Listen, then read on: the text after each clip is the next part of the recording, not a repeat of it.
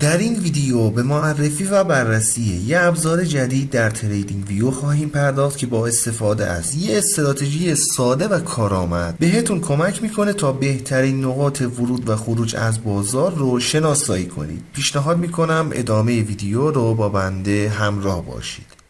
دوستان عزیز سلام، من علیرضا هستم و به گلدن تریدینگ سیستم خیلی خوش اومدین. اندیکاتوری که در تصویر مشاهده میکنید یه ابزار پیشرفته در تحلیل تکنیکال هست که با شناسایی شکست های معتبر به معامله‌گران کمک میکنه تا با شناسایی پولبک ها و تایید اون با تحلیل حجم بتونن نقاط ورود و خروج کم ریسکی رو داشته باشن. اندیکاتور دوستان بر پایه تحلیل پیوت پوینتس کار میکنه که به صورت یا تعدادی از پیوت های اخیر بازار رو دنبال کرده. شکست زمانی اتفاق میفته که قیمت از یک سطح حمایتی یا مقاومتی عبور کنه و سیگنال های پولبک زمانی صادر میشن که قیمت به اون سطح برگرده. اندیکاتور تحلیل شکست و پولبک رو بر اساس ATR بهبود میبخشه تا از بزرگ شدن بیش از حد نواحی جلوگیری کنه. نواحی شکست با یه جعبه خاکستری رنگ نمایش داده میشه و سیگنال های پولبک پس از رسیدن قیمت به نواحی با یه سری لیبل های سبز و قرمز رنگ نمایش داده میشن. یه سری اعداد در لیبل ها مشاهده میکنیم که در واقع حجم دلتا در هنگام برخورد قیمت به نواحی رو نشون میده. همچنین اندیکاتور در هنگام شکست سطوح حجم خرید و فروش رو هم با رنگ های آبی و قرمز نشون میده. رنگ قرمز نشون دهنده حجم فروش و رنگ آبی نشون دهنده حجم خرید هست. به این حجم ها دوستان توجه داشته باشین چون در تضمین عمل کرده این نواحی در برگشت قیمت میتونه تأثیر داشته باشه. به فرض مثال در این ناحیه حجم خرید بیشتر از حجم فروش بوده که با برگشت قیمت به ناحیه شاهد واکنش قیمت بودیم. در این ناحیه حجم فروش بیشتر از حجم خرید بوده که با رسیدن قیمت به ناحیه شاهد بازگشت قیمت بودیم. دقت داشته باشین که از این سطوح بایستی دیدگاه‌های واکنش قیمت رو داشته باشین و بهتره با سایر فاکتورهای تحلیلی تکنیکی ترکیب بشه.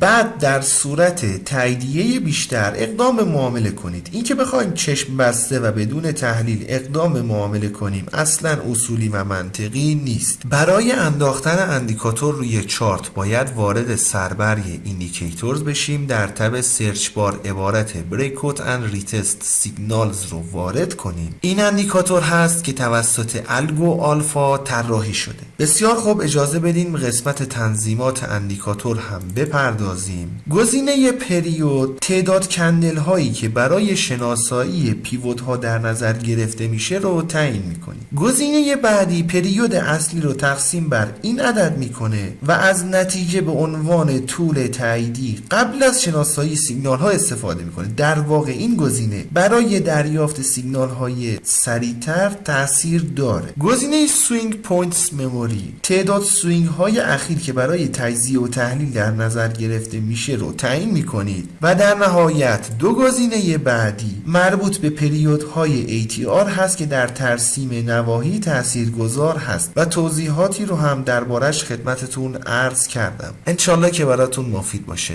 رو قله میبینم دوست من.